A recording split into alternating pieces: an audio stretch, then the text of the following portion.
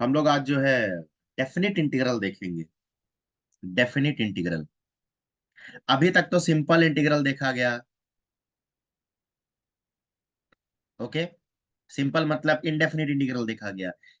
और definite integral में हम लोग लिमिट्स के अंदर देखेंगे कि हमारा अपर लिमिट और लोअर लिमिट लग जाएगा। इंटीग्रल के ऊपर अपर लिमिट और लोअर लिमिट लग जाएगा।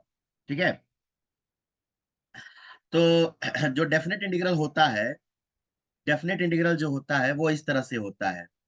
Integration of f of x D x. Integration of f of x D x, जिसके ऊपर लिमिट लगे रहते हैं ए और बी। तो ये डेफिनेट इंटीग्रल क्या पढ़ा जाता है? Integration of f of x D x from a to B.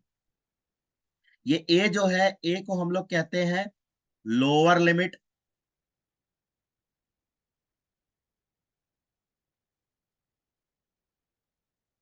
और बी को कहते हैं अपर लिमिट।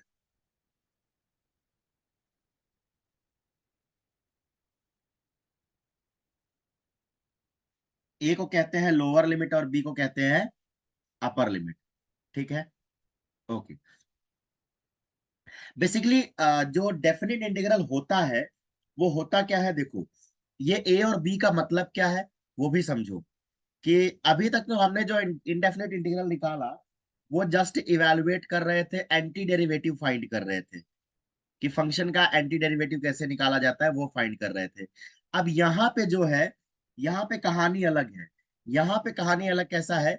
जैसे कि मान लो ये हमारा फंक्शन रहा, ये हमारा मान लो फंक्शन है। ठीक है। तो इसको अभी हम लोग क्या करेंगे? रेस्ट्रिक्ट करेंगे। रेस्ट्रिक्ट करेंगे मतलब इसको हम लोग ये एक बाउंड दे देंगे कि लोअर बाउंड क्या है और उसका अपर बाउंड क्या है, उसके अंदर हम उसका इवेल्युएशन इंटीग्रल निकालने की कोशिश करेंगे। तो मान लेते हैं ये हमारा जो है एक लोअर बाउंड हो गया, यहाँ पे अपर बाउंड हो गया। तो लोअर लिमिट और अपर लिमिट हो गया। बेसिकली हम ये इंटीग्रल इंटरवल के अंदर फाइंड करने की कोशिश कर रहे हैं। तो ये हो गया हमारा ए और ये हो गया हमारा बी। तो ये जो पार्ट है, ये जो फंक्शन के नीचे का पार्ट है, ये टोटल पार्ट पार्ट कहा जाता है एरिया अंडर द कर्व। क्योंकि फंक्शन का दूसरा नाम ही क्या होता है? Curve. Area under the curve. ये जो पार्ट है इसे हम कहते हैं area under the curve. Area under the curve. तो बेसिकली ये जो इंटीग्रल ए से बी डी एक्स, ए से B F of x D X दे रहा है, ये जो इंटीग्रल है ए से B, A to B F of x D X, ये डेफिनेट इंटीग्रल जो है ये देता है area under the curve. Area under the curve. Area under the curve, ये हमें एरिया बताता है। ये आपका फंक्शन रहा। ये y equal to f of x आपका फंक्शन है। y equal to f of x आपका फंक्शन है। और ये जो अपर लिमिट और लोअर लिमिट, अपर लिमिट और लोअर लिमिट लगा है, उसका मतलब बताता है कि इसके अंदर का जो डेफिनेट इंटीग्रल हो, डेफिनेट इंटीग्रल मतलब है कि एरिया अंडर द कर्व। ठीक है। ओके। तो अभी आगे चलते हैं। इसका आंसर बेसिकली आता है, बहुत इजी है। इसको फाइंड करना बहुत आसान है। हमें पता है जब भी हम किसी फंक्शन को इंटीग्रेट करते हैं, जब भी किसी फंक्शन को इंटीग्रेट करते हैं तो उसके लिए एक एंटी डेरिवेटिव कैपिटल एफ आ जाता है, कैपिटल एफ ऑफ एक्स। ठीक है। तो यहाँ पे अगर जब हम ए से बी में इंटीग्रेट करेंगे, F of x D x को अगर इंटीग्रेट करेंगे, तो इसका सिंपल सा आंसर वही एंटी डेरिवेटिव में, उस एंटी डेरिवेटिव में पहले प्लग कर देना है अपर लिमिट और फिर प्लग कर देना है लोअर लिमिट। तो इस प्रोसेस को हम लोग नाम दिए हैं second fundamental theorem of calculus. Second fundamental theorem of, second fundamental theorem of calculus. कहने का मतलब है कि जब भी डेफिनेट इंटीग्रल को इवेलुएट किया जाता है, जब भी डेफिनेट इंटीग्रल को इवेलुएट किया जाता है तो उसका जो एंटी डेरिवेटिव आता है उसके उसके अंदर हम लोग upper limit minus lower limit को प्लग कर देते हैं। बेसिकली इसका एक और आंसर है।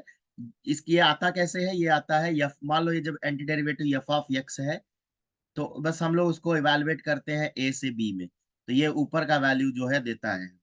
ठीक है, अब बहुत सिंपल सिंपल क्वेश्चंस है, हम लोग आगे सॉल्व करते हैं और हमें पता चलेगा कि कैसे निकाला जाता है, डेफिनेट इंटीग्रल को कैसे सॉल्व किया जाता है।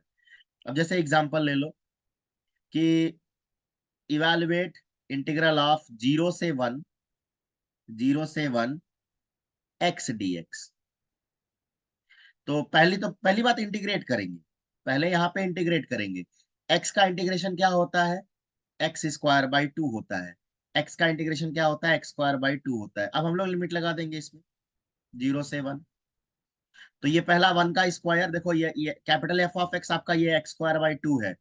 अब पहले एफ ऑफ बी मतलब एफ ऑफ 1, तो 1 का स्क्वायर बाई टू माइनस 0 का स्क्वायर बाई टू, तो बेसिकली इट इज 1/2 ओनली। आगे देखेंगे, आगे के क्वेश्चन देखेंगे। मान लो 1 से 2 एक्स क्यूब डीएक्स किया जा रहा है, तो एक्स क्यूब का इंटीग्रेशन आता है एक्स पावर 4/4, एक्स पावर 4/4 1 से 2। तो इसका आंसर आएगा पहले 2 का पावर 4/4 माइनस 1 का पावर 4/4। 2 का पावर 4 होता है 16, 16/4 माइनस 1/4, तो 15/4 इसका आंसर आएगा। ठीक है, कॉपी कर लो। सर हो गया। ठीक है, आगे और क्वेश्चन देखेंगे। सिंपल सिंपल क्वेश्चंस है, पहले हम जानते हैं इनको कैसे सॉल्व किया जाए। अब जैसे ये क्वेश्चन देखो, बहुत अच्छा क्वेश्चन है। कह रहा है 4 से 9 में इंटीग्रेट करना है, 4 से 9 में इंटीग्रेट करना है। √x अपॉन 30 माइनस एक्स का पावर 3/2, एक्स का पावर 3/2 होल स्क्वायर dx। ठीक है, तो यहाँ पे जो है इवेलुएट करने के लिए हमें अ, देखना होगा कि ये, अब देखो नीचे का जो डिनोमिनेटर है वो स्क्वायर है। ठीक है, लेकिन यहाँ पे एक चीज दिख रहा है कि अगर नीचे का मैं फंक्शन का डेरिवेटिव निकालूं, तो मुझे ऊपर से कुछ रिलेट करने मिल रहा है, नॉर्मल मेथड जैसे इंटीग्रेशन करते हैं। ठीक है, नॉर्मल जैसे इंटीग्रेशन किया जाता है वैसे ही करेंगे। ठीक है, तो लेट 30 माइनस एक्स का पावर 3/2 इक्वल टू टी। ठीक है, आगे तुम सीखोगे कि जब हम लोग सब्स्टिट्यूशन में जाते हैं, टी रख रहे हैं, तो लिमिट भी चेंज करना पड़ता है, लिमिट भी चेंज करना पड़ेगा। ठीक है, वो आगे मैं सिखाऊंगा। अब इसको डिफरेंशिएट करो, तो 30 का डिफरेंशिएशन 0 माइनस 3/2 एक्स का पावर 1/2 आएगा, dx इक्वल टू dt। तो इसका मतलब है ये √x dx equal to dt, और ये -2/3 हो जाएगा, इस साइड आकर के -2/3 हो जाएगा। तो √x dx हमने चेंज कर लिया, √x dx हमने चेंज कर लिया, वो हो गया -2/3 dt। तो अब ये जो इंटीग्रल है 4 से 9 √x अपॉन 30 माइनस एक्स का पावर 3/2 का whole square dx, it is 4 से 9 √x dx चेंज हो गया -2/3। अब ये जो नीचे है वो टी स्क्वायर लिया जाएगा dt, -2/3 कांस्टेंट है, बाहर निकाल लो। 4 से 9 1/t² को इंटीग्रेट करेंगे, तो -2/3 1/t² मतलब t का पावर -1 अपॉन -1, तो ये -1/t आता है। 4 से 9 ये माइनस बाहर निकाल लो, तो बाहर 2/3 हो जाएगा, और अब लिमिट लगा लेंगे। तो पहला 9, तो 1/9 -1/4। ठीक है, तो इसको जब सॉल्व करोगे तो आपको जो आंसर आएगा वो आएगा 2/3 इंटू 36, एलसीएम हो गया 4 माइनस 9 4 एंड 4 9 तो बेसिकली आपको जो आंसर आएगा 2/3 इंटू 4 - 9 इज -5/36। तो इसे हम लोग सॉल्व करेंगे तो -10 और 36 थ्री जा 6 3 18 रिमाइंडर 1, 6 3 18 रिमाइंडर 1 और 3 3 9 108। ठीक है, तो इस तरह से हमारा ये आंसर सॉल्व होता है। तो इसका जो लिमिट का आंसर आता है वो आएगा -2/3 -1/t, 4 से 9। तो माइनस कॉमन करेंगे तो 2/3 और टी को वापस सब्स्टिट्यूट कर दो, 30 माइनस एक्स का पावर 3/2 और 4 से 9। ठीक है, तो इसको 2/3, पहले 9 पुटअप करेंगे, 1/30 माइनस 9 का पावर 3/2 माइनस 1/30 माइनस 4 का पावर 3/2। तो जब हम लोग इसे सॉल्व करेंगे टोटली, जब इसे हम लोग पूरा सॉल्व करेंगे, सॉल्व करने के बाद जो आंसर आएगा वो आएगा 19/99। ठीक है, ओके, मिस्टेक हुआ था तो यस सर। ये फिर से कैलकुलेट किया गया है। ओके, अब अगला क्वेश्चन देखेंगे। एक्स अपॉन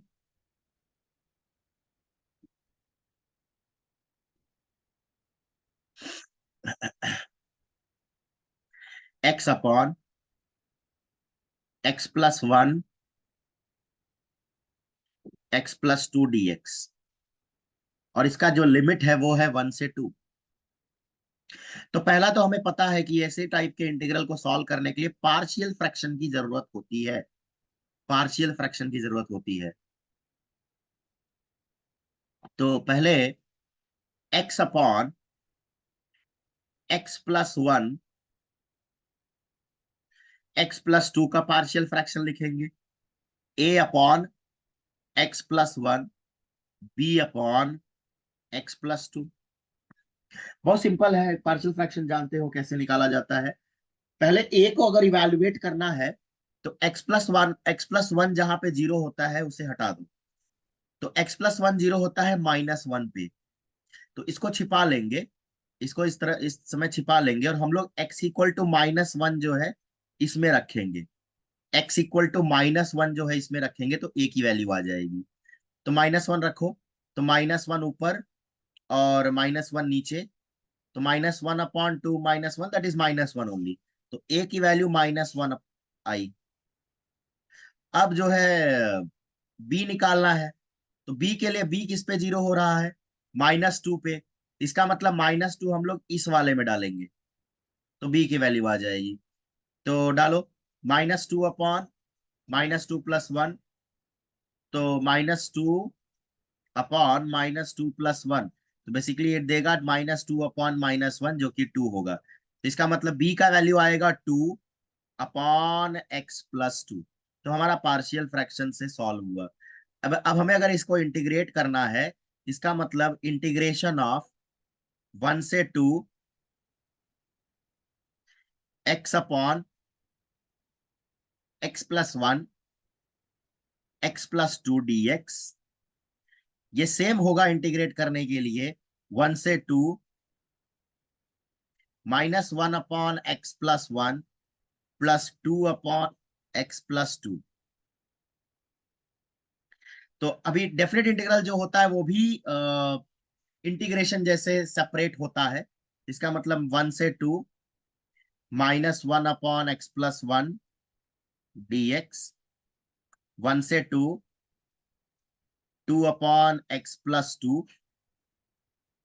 तो आगे हम लोग इसको सॉल्व करेंगे। हमें पता है कि 1/x+1 जो होता है वो log x होता है। यहाँ पे साइड में सॉल्व करता हूं मैं।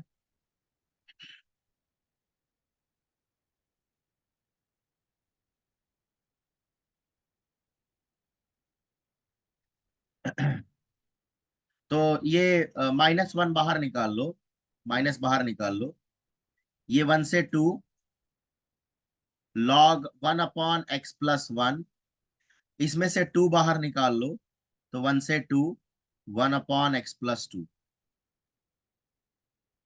तो ये इसका इंटीग्रेशन आएगा -log of x+1, लिमिट रखेंगे 1 से 2, +2 times log of x+2। Basically ये मॉड में आता है, लेकिन यहाँ मॉड अगर ना भी लिखे तो भी चलेगा, क्योंकि हम लोग 1 से 2 में है, तो मॉड लिखने की जरूरत नहीं है। तो अब इसको हम लोग इवेलुएट करेंगे। लॉग ऑफ, पहला 2 लिखेंगे तो 2 + 1 3 होगा, और लॉग ऑफ 1 + 1 2 होगा, +2 times log of 4 -log of 3। Open कर दो, तो -log 3 +log 2 +2 टाइम्स log 4 को लिखा जा सकता है 2 का स्क्वायर -2 log 3। तो -2 log 3 और -log 3 -5 log 3, और ये 2 साइड में आएगा। तो ये देखो, ये 2 जो है इधर साइड में आ जाएगा, तो 4 log 2 हो जाएगा। 4 log 2 और +log 2, तो 5 log 2। 5 log 2 इसका आंसर आया। अब -2 log 3 और -log 3, तो 3 log 3। ठीक है। तो अगर इसको और सॉल्व करना चाहे तो ये 5 2 के ऊपर जाएगा, तो log of 2⁵ -log of 3⁵ तो ये आएगा log of 2⁵ तो log32/log 32/27, ये इसका आंसर है। ठीक है, कॉपी कर लो।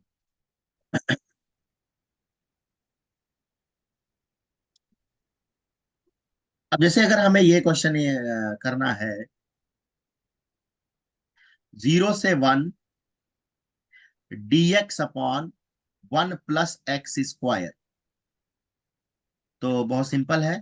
पहली बात तो हमें पता है कि 1/1 + x² क्या होता है, tan−1x होता है। तो इसका आएगा tan−1x। कहां से कहां इंटीग्रेट कर रहे हैं, 0 से 1। तो अब हम लोग डालेंगे tan−1 -tan−1 0। तो tan−1 होता है π/4 -0। तो फाइनल आंसर इसका आएगा π/4। अगला क्वेश्चन करेंगे।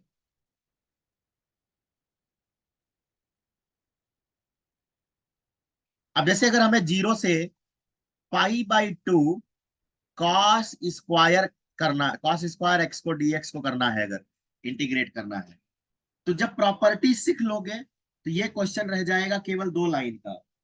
प्रॉपर्टीज जब हम लोग सीख लेंगे तो ये क्वेश्चन हो जाएगा 2 लाइन का। लेकिन अभी फिलहाल के लिए हम लोग बेसिक में है, तो बेसिक के हिसाब से पहले हमें पता है cos² x का वैल्यू क्या होता है। cos² x is 1 + cos 2x। 1 + cos 2x। तो इसका मतलब 0 से π/2, जहां cos² x है वहां लिखो 1 + cos 2x/2। यहाँ पे भी /2 आएगा। अब 1/2 बाहर निकाल लो, तो 0 से π/2 1 + cos 2x।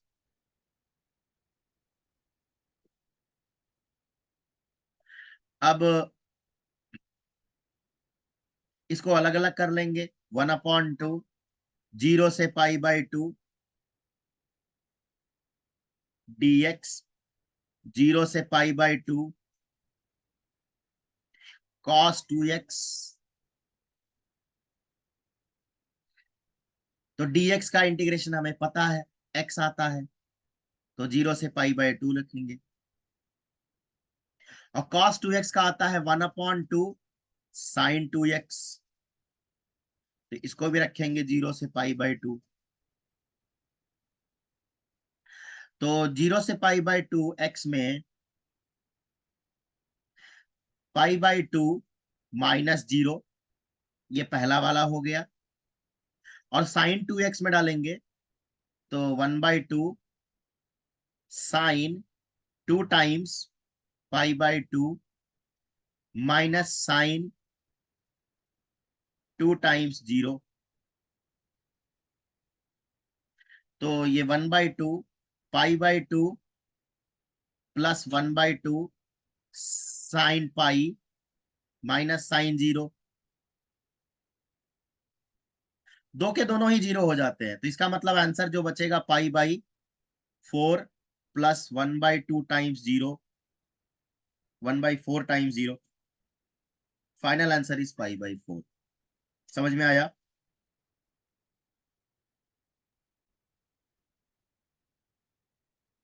अगला क्वेश्चन देखेंगे। 0 से π/4 tan x। tan का जो इंटीग्रेशन होता है वो होता है log ऑफ sec x। और कहां से कहां देखना है? 0 से π/4 में।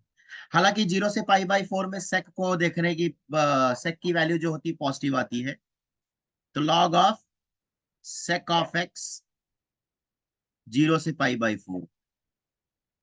अब डाल देंगे value log of sec of π/4 minus log of sec of 0। तो sec π/4 होता है √2 और sec 0 होता है 1 और log 1 होता है 0। log 1 होता है 0, तो ये आ गया answer log of √2। log of √2 को लिखा जा सकता है log ऑफ 2 का पावर हाफ। तो बेसिकली इसका जो आंसर आएगा 1/2 टाइम्स log ऑफ 2 आएगा। ठीक है, अगला क्वेश्चन देखेंगे।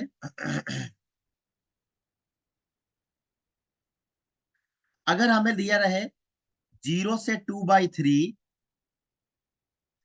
dx अपॉन 4 प्लस 9x², तो ये बहुत सिंपल होगा।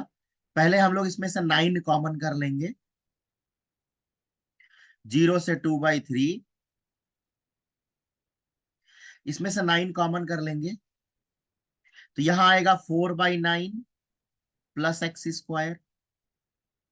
अब इसको वापस उल्टा लिखो, 1/9 बाहर निकाल लो और 0 से 2/3 dx अपॉन x² प्लस 4/9 है तो इसको लिखो 2/3 का होल स्क्वायर। अब ये फॉर्म में आ गया x² प्लस a² जैसे, 1/x² प्लस a² जैसे, जिसका इंटीग्रेशन होता है 1/a tan inverse of x/a। और हमें लिमिट लगाना होगा, लिमिट विल बी फ्रॉम 0 से 2/3। तो अब लिखेंगे इसको 1/9, 1/2/3 था तो 3/2 हो जाएगा। tan इनवर्स ऑफ, पहले इसको भी सुधार लेंगे, x/2/3 होता है, जो बिगड़ा हुआ है उसे सुधारना है, 3x/2। अब लिमिट लगाओ 0 से 2/3। तो पहली बात तो ये 3 बन जा, 3 3 3 जा 9, तो 1/6 tan inverse of 3 × 2/3/2 minus tan inverse of 3 × 0/2। तो 1/6 tan इनवर्स ऑफ, ये देखो 3 3 कैंसिल हो गया, 2 से 2 कैंसिल हो जाएगा तो 1 बचेगा और ये 0 ही ठहरा। तो tan इनवर्स 1 जो होता है वो होता है π/4। तो इसका जो आंसर आएगा वो π/24 आएगा। ठीक है, समझ में आया? अब ये अब ये क्वेश्चन देखेंगे। 0 से 2 6 एक मिनट।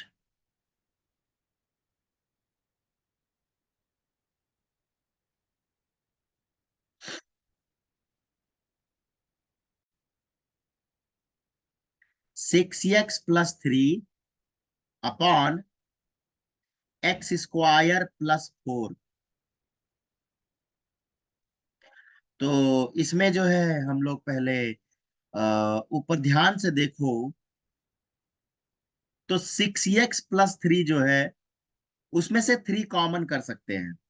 तो अंदर बचा two x plus one upon x square plus four. Three बाहर निकाल लो पूरे तरह से, जीरो से two, two x plus one upon x square plus four. एक minute.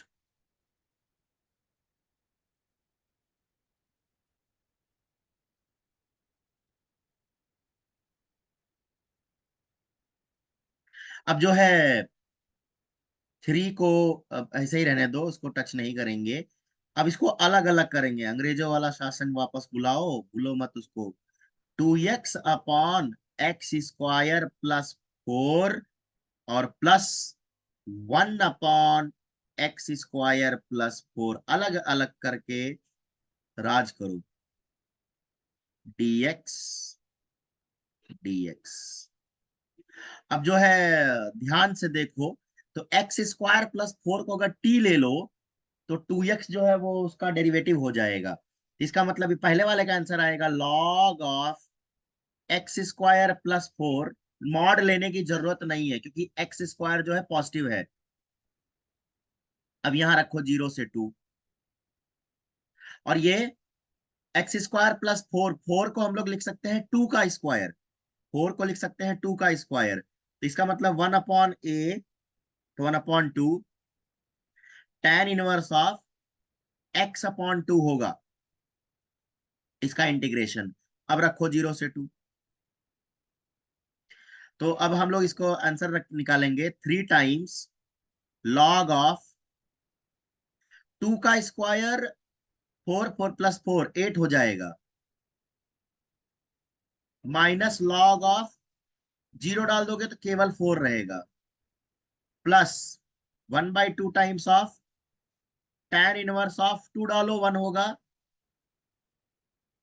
Minus tan inverse of zero.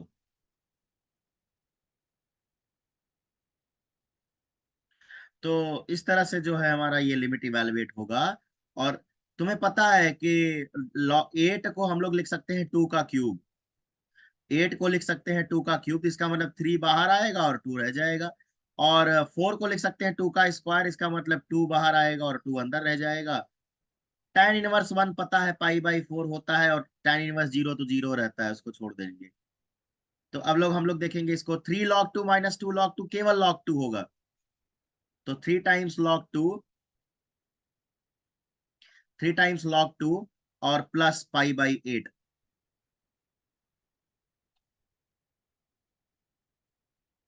तो final answer is three log two plus three pi by eight. Question solve हो गया।